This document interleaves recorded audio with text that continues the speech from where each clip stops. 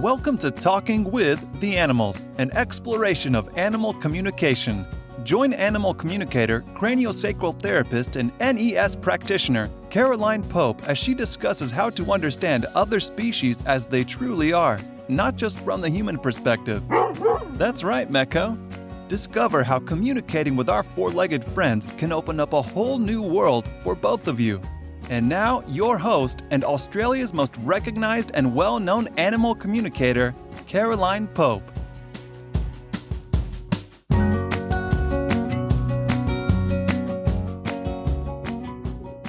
Hello and welcome to another episode of Talking with the Animals. I'm your host, Caroline Pope. Thank you for joining me. Now, because I've had a lot of complaints, but also because it's Grand Prix this weekend, I thought I'd talk about something fairly topical, being noise phobia in animals, mainly dogs. You don't get too many horses around Albert Park, but certainly horses can have noise phobic problems, but also obviously cats. Now, I will be covering mainly dogs simply because I think that's what more people are aware of with noise phobia. But please, I'm also talking about cats. So we'll sort of combine dogs and cats at this stage for the podcast in this one, rather than covering the separate species and pretty much leaving horses out of it, although obviously common sense and all the rest of that when it comes to horses, if you know there's going to be fireworks, etc., etc. Now, noise phobia is not a new problem in animals. It's certainly becoming more prevalent, particularly as our animal companion friends live longer and we do more and more housing and stuff that's... In the old days, there was more space. Dogs had a slightly more natural lifestyle than they do today. So, of course, the more we move away from nature, in a lot of cases, the more problems we have. And, of course, you look at the shape of the dog. The closer they are to the proverbial blueprint, looking like a wolf or a dingo, versus looking like something like a Frenchie or a bulldog or a chinchilla cat, those sorts of things. Generally, the less further away you are from the blueprint, the less problems you have. Generally, the brachyphilics and so forth will have more problems on a whole bunch of levels, often including noise phobia. Now, the first one I want to talk about is storms, because it's slightly different from your traditional noise phobia. There are definitely some dogs and cats that are scared of storms. Now, I know a lot of people will play thunder desensitization, blah, blah, blah, and some people have good results with those working with their dog over time. However, there are some people that tell me, can wear a thunder shirt, can do whatever, can play desensitization music, crank it up to full volume when there's not a storm, but the moment we start getting the atmospheric pressure and getting to the storm, my dog gets really worried. Now, these dogs are not noise phobic. They don't cope with the atmospheric pressure. They can have a lot of problems with the acoustic nerve. They may or may not be noise phobic with other problems, but they actually feel the electricity in their coat, and it literally feels to some of them like getting zapped. And that's why with some dogs a thunder shirt will help, because with the fabric on the body, it can release essentially some of the static electricity. For those sorts of dogs, you can certainly contact me, or cats, because I have known of a few of those. There's one particular nest infoceutical polarity that can be incredibly helpful, but that is different from a true noise phobia. Now, your traditional noise phobia, your nail guns, fireworks, motor cars zipping around a racetrack making a hell of a lot of noise, plus all the corresponding crowds, bands, etc., etc. Many dogs don't like. But I'm also going to be upfront here and say a lot of the problems with it are often created by, or certainly exacerbated by, their human carers. If the first time the dog starts exhibiting a bit of uneasiness about noise and the owners are going, oh, it's all right, pat, pat, pat, pat, pat, they're actually reinforcing the behaviour. So if your dog is noise phobic, don't do a whole lot of inappropriate reassurance. You're only setting yourself up and the dog to have problems worse later down the track.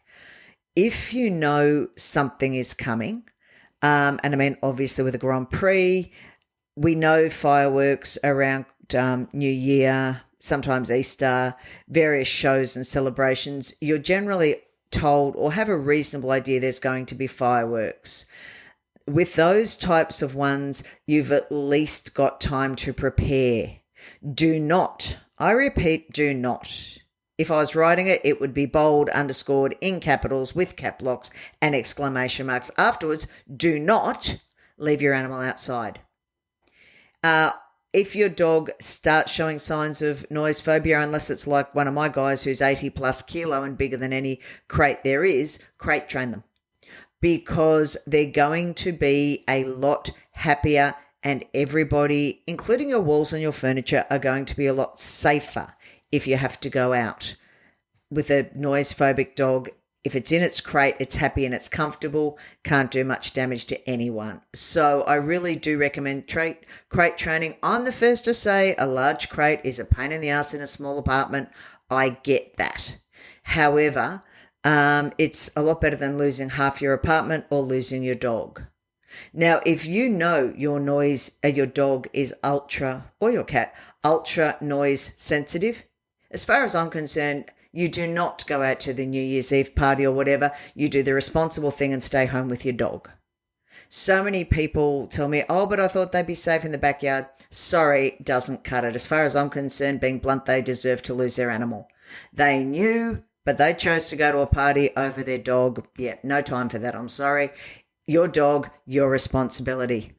I'm not a huge fan of medication, I've got to say. Generally, you can set up a comfortable home environment and be home with the dog enough that it's not an issue.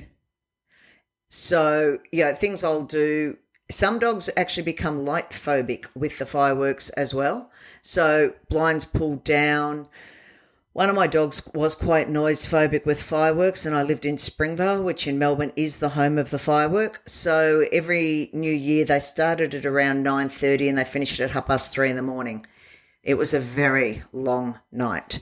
So I actually wound up with a movie I used to put on loop every year, and it was basically one about a whole bunch of Native American legends. So between all the buffalo hooves, all the horse hooves, you really couldn't tell what was going on outside if you cranked it up a bit. For some reason, the horse and the buffalo hooves seemed to break it up, and that seemed to be the best option. So, yeah, I used to be able to pretty much quote that one word for word for several years, but it did the job. So some people may find TV, other people may find music. Certainly there's some good imprinted music and stuff, healing imprinted music and stuff you can try. But if you have to put your dog in a calm freeze and hold it, do so. Clip it onto the lead. Put the lead either under your foot or on the chair next to you and just sit and read. Dog can pant and shake and quiver. You don't make a fuss. You don't make eye contact, but the dog can't do any damage. You get through it.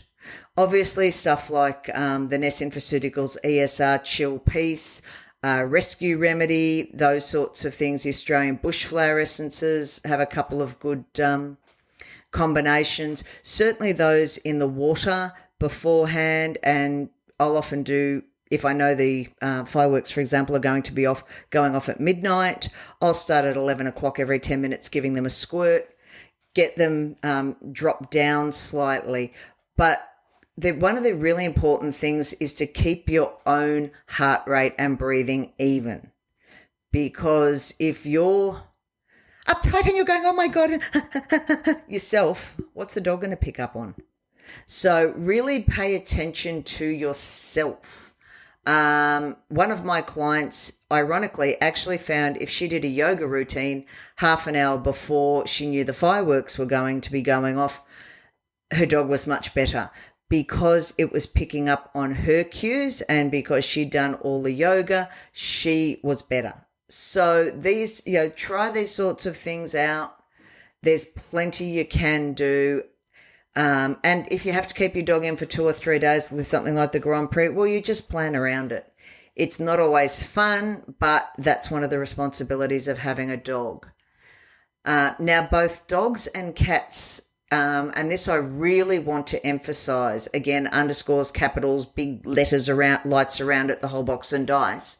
They've done a lot of interesting studies, and over 90% of dogs that are, in inverted commas, noise phobic have undiagnosed pain.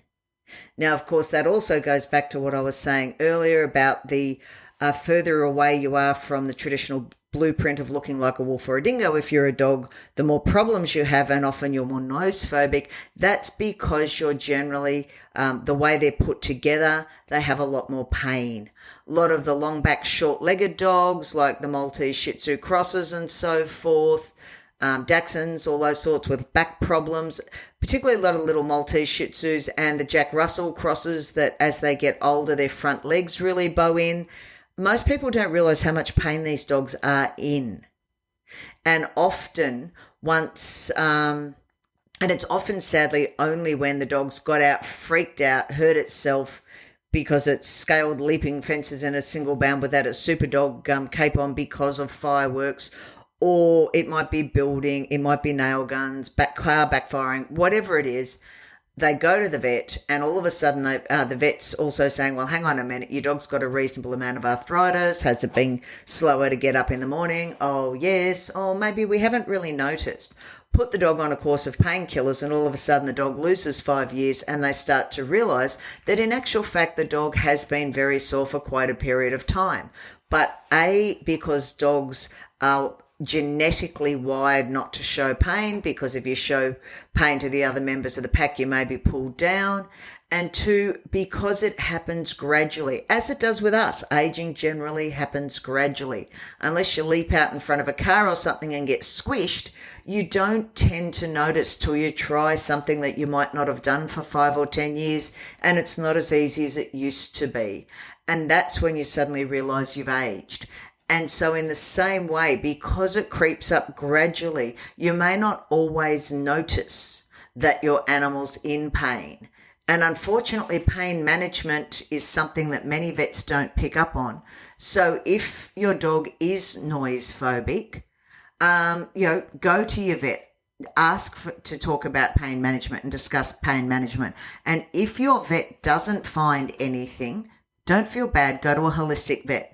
You can't always blame the vet because remember what I said, dogs aren't going to show signs of pain. Now, most vets won't look at the way a dog walks. They'll simply see it in a small consult room.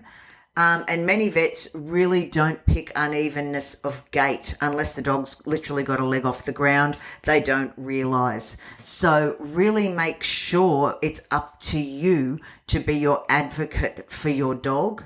And really look at pain management.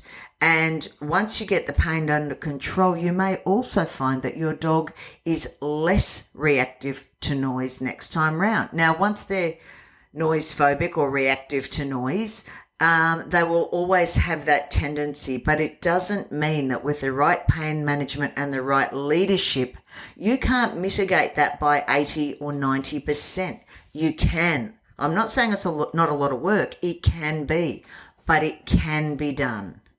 And as always, it's up to us to be proactive, be responsible, and really look out for our four-legged friends.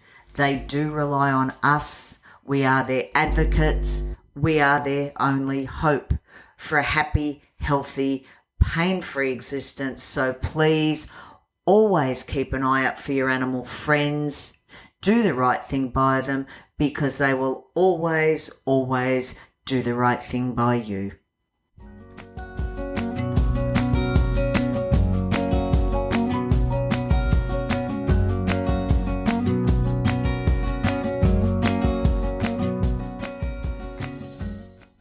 Thank you for listening to this episode of Talking with the Animals. As always, don't forget to like, subscribe, and please, I'd love you to leave a review or a comment. If you have any questions, topics, comments you'd like, please always feel free to contact me. I'd love to hear from you. Stay safe, enjoy the weekend and the Grand Prix if that's your thing. And as always, remember, until next time, talk with the animals. Thank you for listening to Talking with the Animals. To learn more about Caroline and the services she provides, visit caroline-pope.com. You can also find her on Facebook at Caroline Pope Animal Communicator, CST, and NES Therapy. Are you ready to change the way you see your world and the animals in it? Well, we know his answer. Don't forget to subscribe, and see you next time.